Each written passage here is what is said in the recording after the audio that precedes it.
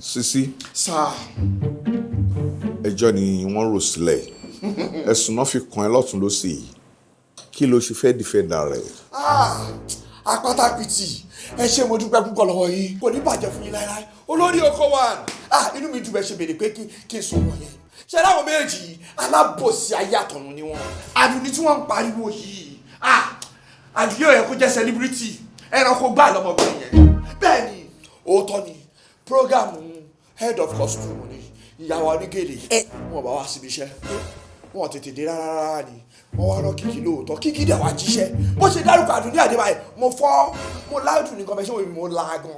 Mo kó jẹ gidigidi gan ni. Inú mi dẹ̀ dùn pé Àdùnní o. Mo tẹ̀ tún sọ pé imported brush ni màá fi ṣe make up fún un. Ìgbà t'Àdùnní dẹ̀ dé ló bẹ̀rẹ̀ sí ní wọ́ gbogbo wa. Kò sí irú àkọlé tá a fún tán. Ó bẹ̀rẹ̀ sí ní wọ́ wa ni pé kọjá ká má súnmọ́ òun wa ni. Kí ló ń ṣe ẹ́? Àwọn akọ celebrity ọlọ́nkọ̀ gbàdúrà ìjù wa lọ ni ló fi jẹ́ pé àwọn èèyàn mọ̀ ẹ́ tí bá bọ́ sí títì àwọn èèyàn á pè mí Sisi lọ́tún Sisi lọ́sì fárẹ́ ẹ̀ balẹ̀ làdúdú bá ní gbogbo àwọn táwọn àbíṣẹ́ yìí o bẹ̀rẹ̀ látòrí ọ̀gá yẹn ẹ̀yìn tó fi dórí ọmọọṣẹ́ pátápátá gbogbo wa ní manners mọ́ èmi ò kí sọmọ lọlé lọgbèsì wá mo kó fún gidigidi gan ni nǹkan tó ṣẹlẹ̀ nìyẹn láàrin èmi àti dírẹ́fà yín Nuru ó bá tiẹ̀ jẹ́ pátápátá ni Ọlọ́run ó bá tiẹ̀ jẹ́ gidigidi gan ni. Kò sọ̀rọ̀ bẹ́ẹ̀ yẹn náà sí. Wọ́n mọ̀ pé tí bá dákẹ́ fádùn ní gbogbo wa ló wọ́n bí iṣẹ́ yìí mo dẹ̀ máa protect iléeṣẹ́ yìí títí tí máa fi kú ni. She did not say a lot of things like that. She did.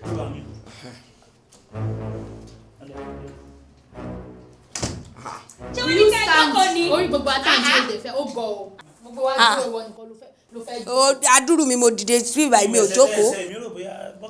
Ojú òwò aṣọ ọ̀nà fún ẹ pé kò yẹ kó jókòó. Lápẹ́kẹ̀ sí ní ọ́fíìsì lèmi ti ń ṣiṣẹ́ ẹ mọ̀ pé ta ni ayé tèmi wà ń mọ̀. Bẹ́ẹ̀ sọ́n jáde.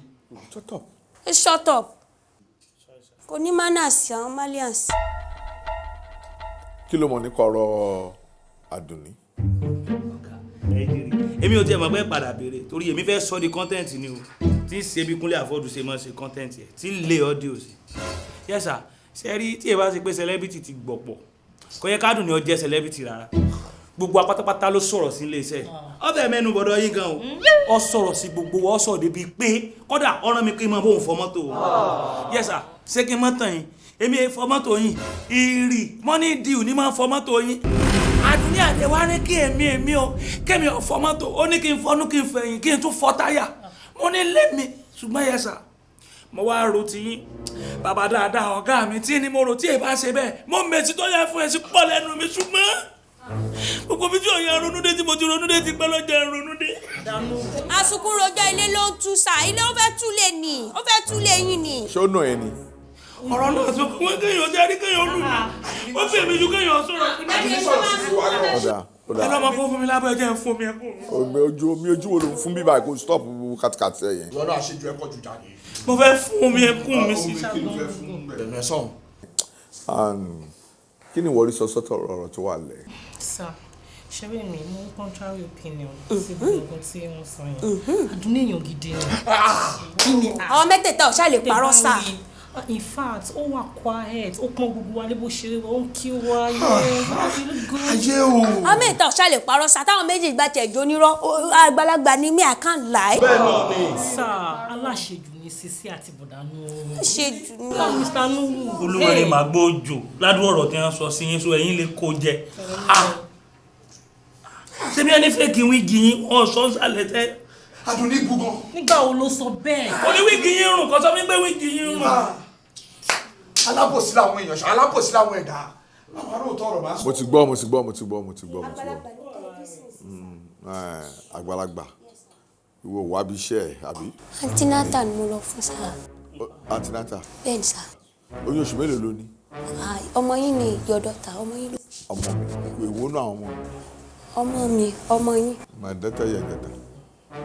I see. So wà lọ fún support àbí? Ọdọọdún ni ẹ fi ń bímọ ṣé ẹ ti pẹ́ bímọ láti. Ẹjọ́ tán bá bí ẹ wá kọ ẹ mọ́rógà alábìrún sa ọmọ yín ló lóyún ẹnìkan bí amọ̀ lè fọmọ́lẹ̀. Ṣùgbọ́n ó lè fi ṣẹlẹ̀. Èmi iṣẹ́ gùn jẹ̀mí èèyàn. Èmi kò ẹ̀mí iṣẹ́ kúrú lèmi rò. Ṣé kò jù bẹ́ẹ̀ lọ? Má ọ̀rẹ́. Àbọ̀ abálọ̀rẹ̀ wàá jẹ punishment ẹlẹ́kùnrẹ́rẹ́. Thank you very much sir.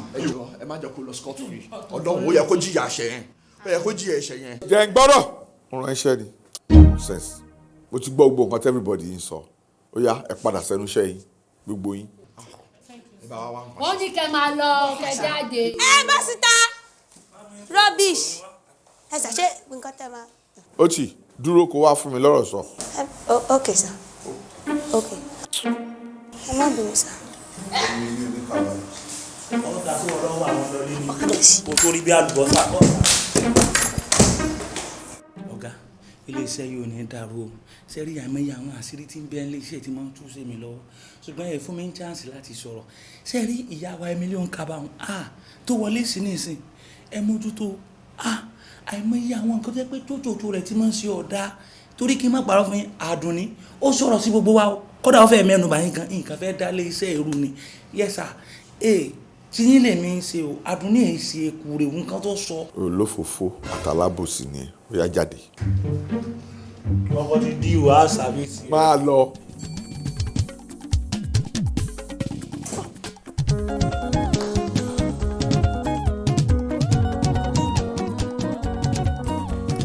wọ́n Sisi wo òfin ìpolówó wa kó mi báyìí ni àbí ẹ̀fọ́ òde kì í lẹ́fọ̀ láwo ó bá wa ń bí báyìí ni kí ló ṣe ẹ́ ná gbogbo ẹnu bẹ́ẹ̀ wọ́n máa ṣe pépépépépépépépé kí ló dé wọ́n fi ṣe ẹ́. ẹ jẹ́ gbẹ́nu sáwọn jàre ẹ̀yin alábòsí gbogbo yìí àrò òótọ́ máa lè sọ. ta ló òótọ́ máa lè sọ. ẹ̀yin ni kí ló ń ṣe yín náà ẹ wo ẹ ti ní problem pẹ̀lú mi iléeṣẹ́ yìí o. ìwọ gangan ló ní problem. nǹkan tí ò yẹ yín ni pé mi ò lè rò òótọ́ ọ̀rọ̀ kí n má sọ. òótọ́ rẹ̀ wo ló ní tó sọ. mo máa sọ̀rọ̀ ṣáá ni gbogbo yín ìwọ tó ń sọ̀rọ̀ yìí gan ṣé o rántí pé o láṣìírí lọ́wọ́. àṣírí wo ni mo ní lọ́wọ́ ẹ̀ àṣírí wo mo ní lọ́wọ́ ẹ̀. ọ̀rọ̀ tí àbí. èmi wà láṣìírí mi lọ́wọ́ lọ́ọ̀ máa jẹ. kò sí wàhálà máa sọ fún Kiekie tó bá ti dé mi báyìí. Kiekie bíi ti bá. Darling. I barely mentioned your name. Mo gbọ́ tó bá wà oúnjẹ. Sisi pàdé mi. Sisi. Wọ́n dá ló ń jàre. Ọ̀tọ̀ ní kò tèmi àti ẹ̀. Wọ́n àìsàn kankan. Ọlọ́run ajé òdà fún ẹ. Sori bó ṣe wà yìí. Sisi. Kí ni ẹ sẹ́yìn? Ẹ sẹ́yìn ayé kẹ́kọ̀ọ́ làbà sọ̀rọ̀, ayé kẹ́kọ̀ọ́ làbà sọ̀rọ̀. Kí ló dé gan? Mo ń gbé tẹ̀lé. Darling, ṣé Sisi ló fẹ́ máa dá lóhùn? Ẹ̀gbà wa làwọn di bẹ̀sí tẹ̀ fọwọ́ kan mi. Ẹ káyò. Ṣé lágbàárín wọn? Kò sí wàhálà. Sisi. Ṣọmọ ṣẹlẹ̀ jẹ́ kí n rí ẹ. Ìwà. Pàdé mi. Jẹ́ kí n sọ̀rọ̀ tán fún ẹ. Tí ìgbà sọ́lé mi máa sọ lé. Sisi. N ti lè rojọ́ jù. Wọ́n ní kó máa lọ. Wọ́n ní kó máa lọ. Máa lọ ná. Sisi. Jẹ́ ká lọ. Ṣé wàá kí dalẹ̀? Àwọn ti lọ ẹ̀yin náà máa lọ. Jẹ́ kí Sisi kọ́kọ́ lọ ná. Sisi wọ́n ń pè ní ta. Má dà sí i lọ. Ẹ máa lọ bẹ́ẹ̀ yẹn. Má dà ló ń jà ń tiẹ̀. Ọlọ́pàá máa padà pẹ̀lú rẹ̀. Ọlọ́pàá máa fi kí ni fún wa pẹ̀lú rẹ̀. yà Sisi. Sir. mo rí proposal ẹ pé o fẹ́ máa ṣe program kan. Bẹ́ẹ̀ni. o fẹ́ máa produce ẹ̀ àbí. Bẹ́ẹ̀ni sir. mo wá go through ẹ mo rí pé ó wà interesting gan. Ẹ ṣé sir. no wọn kọ́ àwọn yẹn máa gba ti program yìí. Thank you very much sir. Ẹ ṣé mo dúpẹ́ sir. Ṣé rí jáde mi ò ní parọ́ fún yín. Kò sí bàbàdánù nǹkan tó ń ṣe ń bíbá yìí. Wọ́n máa produce the program. Wọ́n á rò pé àwọn ń ṣe nǹkan bàbàrà. Kò sí nǹkan tí mi ò lè ṣe. Ọlọ́run inú mi dùn gan pẹ̀lẹ́ ẹ like proposal yẹn. Àgàgà woman tó ń ṣe costume yẹn woman yẹn bàjẹ́ gidigidi gan. Kò sí bàbàdánù nǹkan tó ń ṣe rárá. Kò yé mi bẹ́ẹ̀ ṣe bá ṣiṣẹ́ 20 years tó jẹ́ pé ẹ ti sáàkì ẹ̀ dànù. Ó gbọ́dọ̀ ní yàtá o. Sisi. Mo hate wọn àwọn náà dẹ̀ hate mi sir. Sisi. Sir. mi fẹ́ kó máa run àwọn èèyàn down lọ́dọ̀ mi. Èmi ò rọ́ọ̀nù wọn dáhùn mi ò ṣe bẹ́ẹ̀ rárá ìwà wọn ni mo sọ yẹn ẹ mọ̀ pé mi ò lè róòtọ́ ọ̀rọ̀ kí n má sọ òótọ́ ni mo ń sọ bí wọ́n ṣe rí gan ni mo sọ fún yín yẹn. it's okay mo ti gbọ́ a ṣe lè. ẹ ṣe sá. ok ìyẹn àfihàn sílẹ̀ mo ṣáà láìkẹ́ sá ta ló wá fẹ́ máa present ẹ̀. èmi náà máa present kan mi fúnra mi kò ń ṣe nǹkan tó pọ̀ jù fún mi láti ṣe nígbà tó wọ́n gbẹnu falágbáfọ̀ mo dẹ̀ láction lára dáadáa. professionally o wrong. o lè máa produce kò tún wá jẹ́ presenter. ẹ tó máa present fún ẹ. yes sir. o gbọ́dọ̀ concentrate lórí presentation ni ìwọ tó jẹ́ producer wà concentrate lórí ara yín ẹ fi compliment ara yín. ta ni mo lè lò fún presenter báyìí kò sí wàhálà máa lo officer wos ẹ mọ̀. àmọ́ dáadáa but òun ò lè good fún ru idea program ẹ̀ yìí. nítorí pé n ká ló lò. àwọn náà rí bẹ́ẹ̀ good fún àtọ́.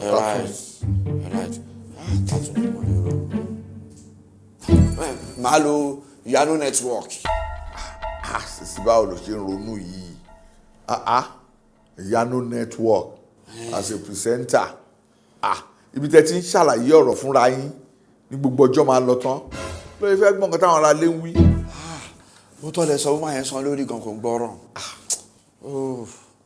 ẹ má wọrí ṣàn ẹ má wọrí máa wá presenter wa presenter tẹ máa like ẹ má wọrí. ok ìyẹn gan ló fi lè jẹ́ kó lọ dà presenter tó jẹ́ pé ó máa ṣe ibi tiẹ̀ ni o. ẹ má wọrí program yẹn lè lọ. pẹ̀lú ògo ọlọ́run á fún mi ṣe mo fẹ́ kó jẹ́ pé program ní best ní bíbá yìí kó yẹ pé wọ́n fọ́ yànkanyànkan ẹ wo láàrin mi àti mo fẹ́ gba best half fún bíbá yìí ọlọ́run mo fẹ́ gbà. wọ́n ṣáà máa bá lọ bó ṣe ń bá lọ máa discuss pẹ̀lú marketing manager. ok sir. kó tètè wá sponsor fún so program yẹn á lè máa lọ. ẹ ṣé gan sir thank you very much sir ẹ jọ sá torí ọlọ́run ẹ ti approve it already o ẹ má jẹ́ káwọn olórí kórì kan kọ́ wá sí ìgbà ẹ̀kọ́ àlọ́ kọ́ lọ da yẹ̀pẹ̀ sí gàrí mi o ẹ jọ torí ọlọ́run. èmi tí mo wà bí náà mi ò ń ṣàmùkún mẹ́kànlá. ṣe mo trust yín wọn ò like mi rárá èmi náà ò dẹ̀ like wọn mi ò dẹ̀ like wọn rárá bá ṣe wọn. bébí dẹ̀ like ẹ. ẹ ṣé gan sir ẹ ṣé mo dúpẹ́ sir thank you very much. má jẹ́ kó pẹ́ kó tó mú presenter wa o. ẹ wo o ti lọ. Sisi lorúkọ mi asamarege wọn ni lógo mi. Sisi bọ́ lọ́wọ́ idán. Sisi ẹlẹ́nu tó ń wọlé. Sisi o. Satellite ni everywhere you go asamarege yìí.